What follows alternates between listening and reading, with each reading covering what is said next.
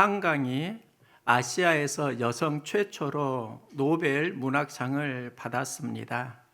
선정위원회가 한강은 역사적 트라우마에 맞서고 인간 삶의 연약함을 폭로한다.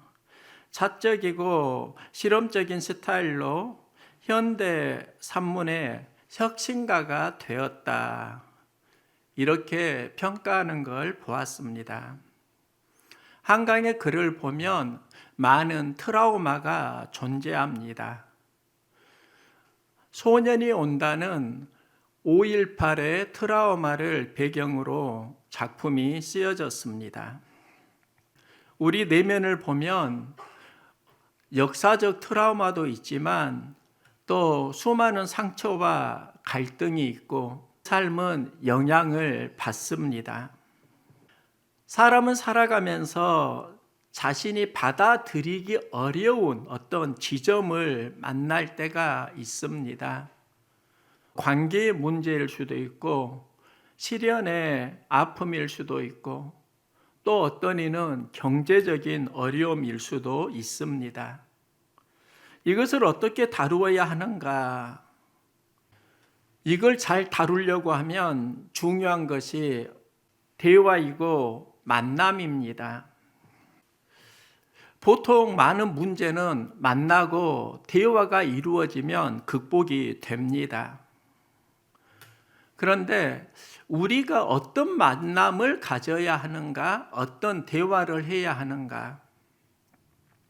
한강은 자신의 글이 유진 오닐의 영향을 받았다고 하는데요. 유진 오닐은 문학을 인간과 인간의 대화가 아니라 인간과 신의 대화이다. 이렇게 말했습니다.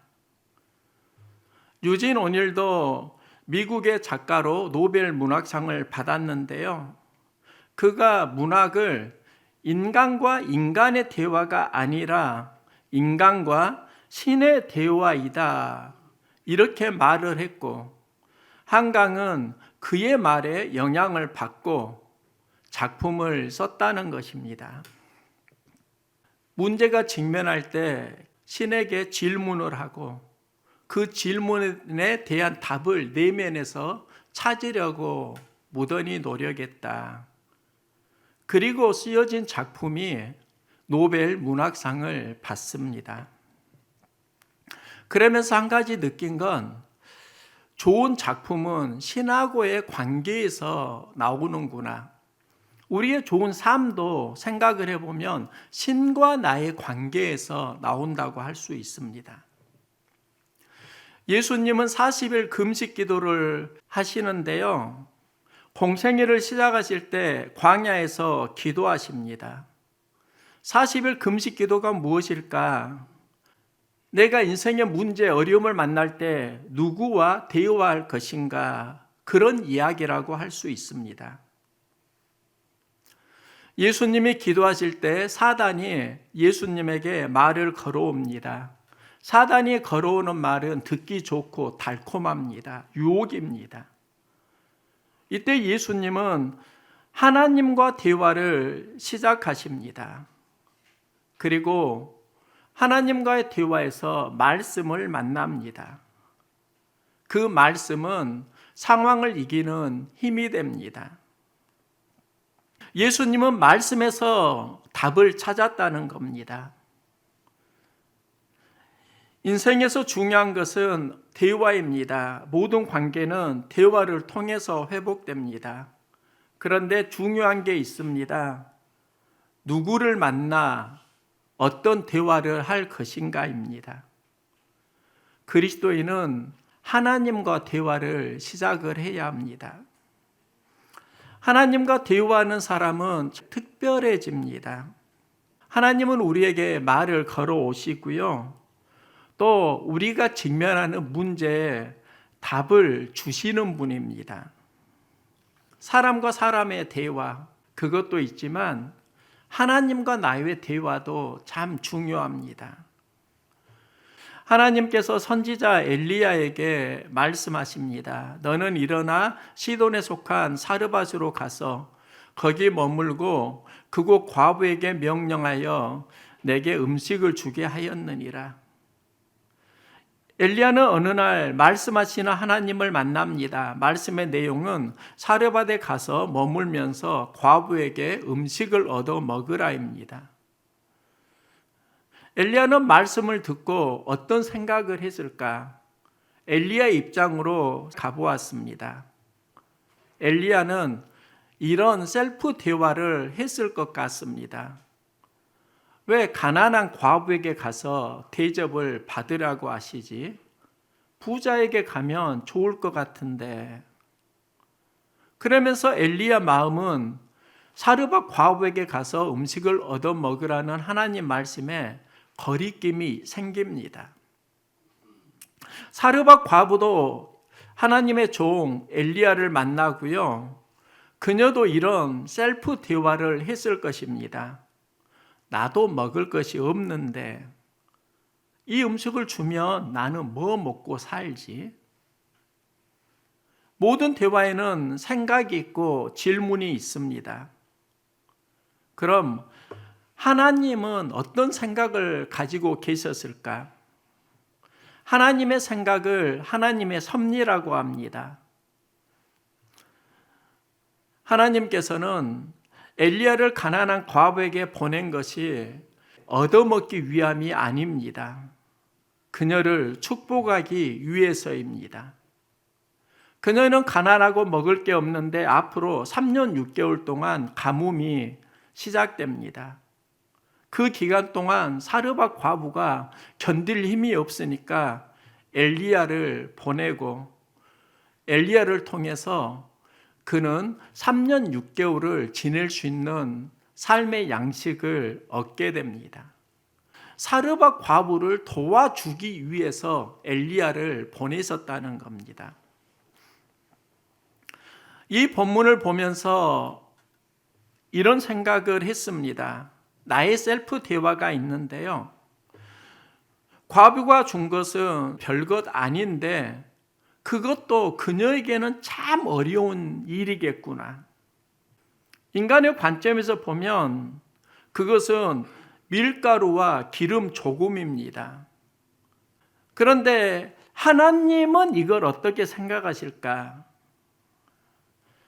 하나님은 밀가루 조금과 기름 조금을 보시는 게 아니라 그게 그녀가 가진 전부였구나. 하나님은 그녀가 가진 전부를 보신다는 겁니다. 모든 사건에는 각자의 생각이 있고 질문이 있고 대화가 있습니다. 사르밧 과부는 엘리야를 만나고 3년 6개월의 가뭄을 이기는 축복을 받습니다. 그녀가 3년 6개월 가뭄을 이기는 양식을 얻을 수 있었던 믿음에는 엘리야를 하나님의 종으로 생각하고 섬겼기 때문입니다. 그녀가 가진 전부로 하나님의 사람을 섬기니까 하나님께서는 그녀에게 축복해 주십니다. 이때 그녀에게 요구한 것이 있습니다. 밀가루를 담을 수 있는 통과 기름을 준비하라, 가져오라입니다. 빈병과 밀가루 통에 양식을 담을 수 있는 그 빈 통은 그녀가 준비한 것입니다. 그녀가 빈 병, 또 빈 통은 뒤주라고 할 수 있는데요. 그 뒤주를 준비하니까 그곳에 하나님께서는 3년 6개월을 견딜 수 있는 양식을 채워주십니다. 엘리사의 생도 한 명이 죽었고 그 생도의 아내가 엘리사를 찾아와서 사정을 이야기합니다. 당신의 생도였던 사람의 아내입니다. 그 생도는 죽었고요. 얼마 전에 빚쟁이가 집에 찾아왔습니다. 빚을 갚으라고 합니다. 빚을 갚지 못하니까 두 아들을 종으로 데려가겠다고 합니다. 이제 남편도 잃었고요. 두 아들도 종으로 빼앗기게 생겼습니다. 나 어떻게 해야 합니까? 그 사연을 가지고 엘리사를 찾아왔습니다. 엘리사가 내가 너를 위해 어떻게 하랴? 그때 그녀는 나는 지금 가지고 있는 게 조금 있는 기름 한 그릇이 전부입니다. 그 말은 이 상황을 내가 해결할 능력이 없다는 고백입니다.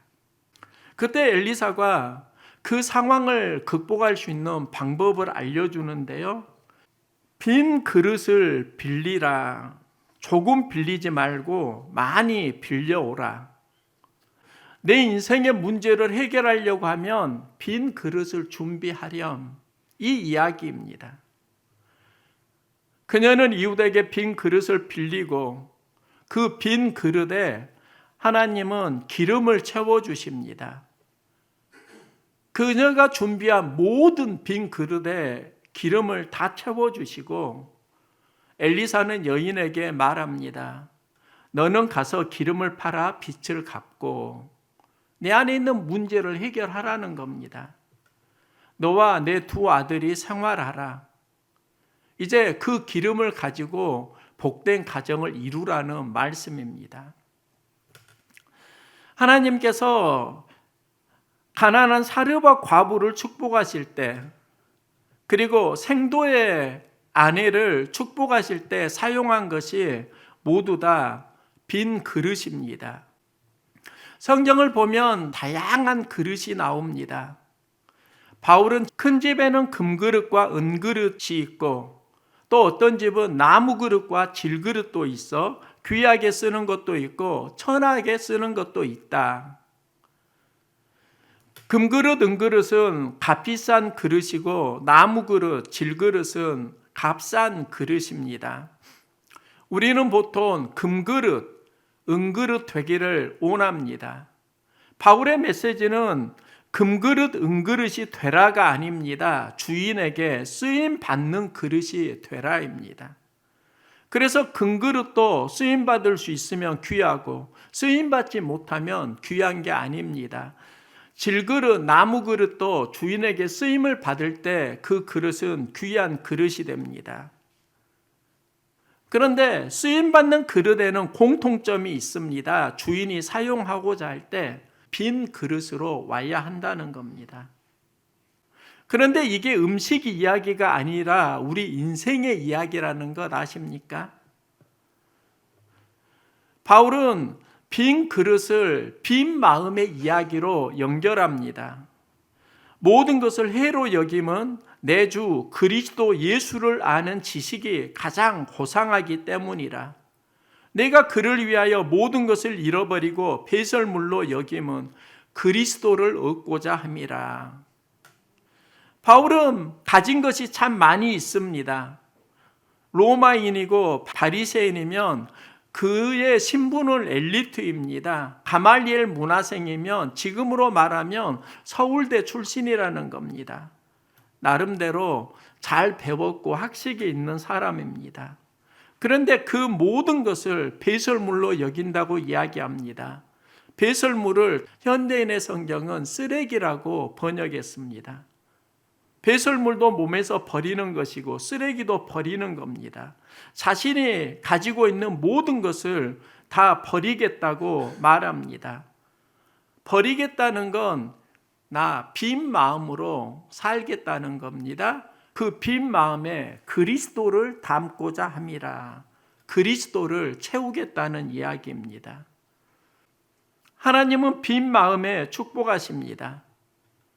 사르밧 과부와 생도의 어머니를 축복하실 때 빈 그릇, 그 빈 그릇은 영적으로 내 인생의 빈 마음을 가지고 오라는 겁니다. 그 빈 그릇에 기름을 채워주십니다. 그러면 그 기름이 의미하는 게 무엇일까? 필립 켈러는 그의 저서 양과 목자에서 양을 기르면서 했던 경험을 소개하는데요.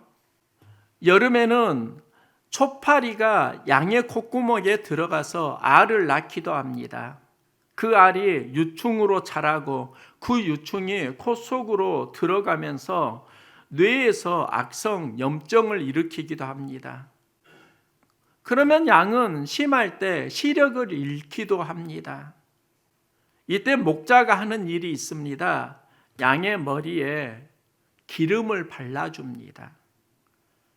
기름을 바르면 양은 풀밭에서 쉴 수 있습니다. 기름은 외부에서 초파리 유충의 공격을 보호해 줍니다. 여름철이 지나면 가을에는 암양이 발정을 하는 시간입니다. 이때 순양은 치열하게 경쟁을 합니다. 순양끼리 암양을 차지하기 위해서 들이받고 싸우는 일이 다반사입니다. 이때 목자는 순양 머리에 기름을 발라줍니다. 순양들이 서로 들이받고 싸울 때 미끈거립니다. 상처가 나지 않습니다. 기름이 무엇을 말하는가? 우리 인생의 성령을 의미합니다.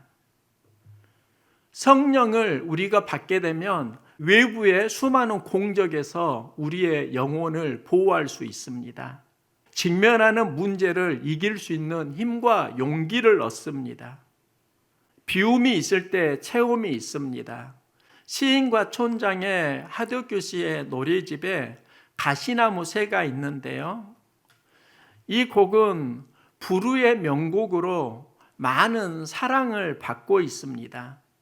노래는 이렇게 시작합니다. 내 속에 내가 너무나 많아 당신의 쉴 곳 없네. 내 속에 내가 너무나 많아. 그의 고민이 무엇일까? 빈 마음이 아니라는 겁니다. 마음이 비워지지 않으니까 인생의 쉼을 얻지 못하고 가시방석에서 살아간다는 겁니다. 그럼 쉼은 어디에서 오는 것일까요? 비움에서 온다고 할 수 있습니다. 얼마 전 제가 텃밭에서 미끄러졌습니다. 그 과정에 정강이를 다쳤는데요. 제법 아팠습니다. 곧 안 물겠지 했는데 상처가 지금 한 20일 이상 계속 지속되는 것 같습니다. 상처가 빨리 나았으면 하는 과정에 새삼 들었던 생각이 있습니다. 생명이니까 상처가 있구나. 죽으면 상처가 없는데 생명에는 상처가 있구나. 그리고 생명은 그 상처를 치료하면서 회복해 가는구나. 평범한 일상의 이야기인데요. 마음속에 생명이니까 상처를 받는다.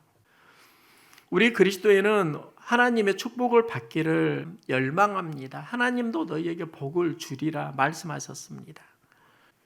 그런데 우리는 복을 달라고 하면서 복을 담을 수 있는 믿음을 준비하지 못하고 살아가는 경우가 있습니다.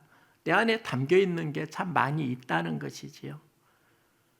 그러면 가장 먼저 비워야 하는 게 무엇일까? 그게 바로 상처 마음일 수 있습니다. 생명에는 상처가 있고요. 그 생명을 힘들게 하는 것은 마음속에 간직하고 살아가는 상처일 수 있습니다.